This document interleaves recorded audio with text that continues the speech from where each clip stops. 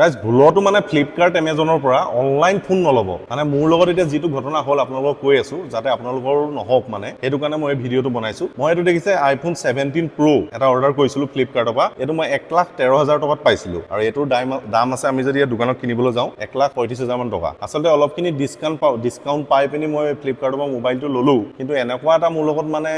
fraud হ'ল মই আপোনালোকক কৈ আছো কথাটো কেনেকুৱা কি হ'ল এই ফোনটো মোৰ আহিলে ইয়াত চিম কাম নকৰে চিম নট ডিটেক্ট চিম মোক ইয়াত কামেই নকৰে মই এপল ছাৰ্ভিচ চেণ্টাৰত গ'লো তেওঁলোকে ফোনটো চালে মোক ক'লে যে আপোনাৰ ফোনটো কিবা প্ৰব্লেম আছে সেইটো ফ্লিপকাৰ্টৰ লগত কথা পাতক আপুনি ৰিপ্লেচ হৈ যাব কিন্তু ফ্লিপকাৰ্টৰ লগত মই 10 দিন কথা পাতিলো তাৰ পাছতো তেওঁলোকে হ'ব ক'লে ৰিপ্লেচ নকৰিলে এতিয়া তেওঁলোকে কৈ আছে এইটো আপোনাৰ এপলৰ ফোন হয় এপলৰ ওচৰত যাওক মই এপল ছাৰ্ভিচ চেণ্টাৰত এইটো দিলো বেংগলোৰ পঠিয়ালে 14 দিন 15 দিন পাছত আহিলে ফোনটো আকৌ একেই সেম প্ৰব্লেম এতিয়া আকৌ বেংগলোৰ প্ৰচেছ হৈছে মানে এমাহ হ'ল এতিয়া মোৰ ফোনটো মোৰ ওচৰত নাই সেইকাৰণে আপোনালোকও কৈছো যদি আপোনালোকে মানে 2 টকা বেছি খৰচ কৰক দোকানৰ পৰা কিনিব মোবাইল ভুলতো মানে অনলাইন মোবাইল নল'ব অনলাইন মোবাইল ল'লে বহুত বেয়াকৈ ফচি যাব আৰু ফ্লিপকাৰ্টৰ মানে একেবাৰে ছাৰ্ভিচ বেয়া তেওঁলোকে কাষ্টমাৰ ছাপোৰ্ট একদম বেয়া তেওঁলোকে সদায় দেৰি কৰি থাকে 24 ঘণ্টা 72 ঘণ্টা লগাই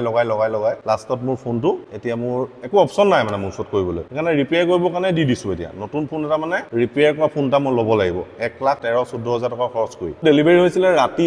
13 তাৰিখে ৰাতি আৰু 14 তাৰিখে মই ছাৰ্ভিচ চেণ্টাৰত গৈছো ছাৰ্ভিচ চেণ্টাৰৰ পৰা মোক জব চিট দিছে আচলতে মোৰ ওচৰত প্ৰমাণ গোটেইখিনি আছে মই এতিয়া কোৰ্টত কেছ কৰিব পাৰো কিন্তু কেছ কৰিলেও কেছটো চলোতে মিলে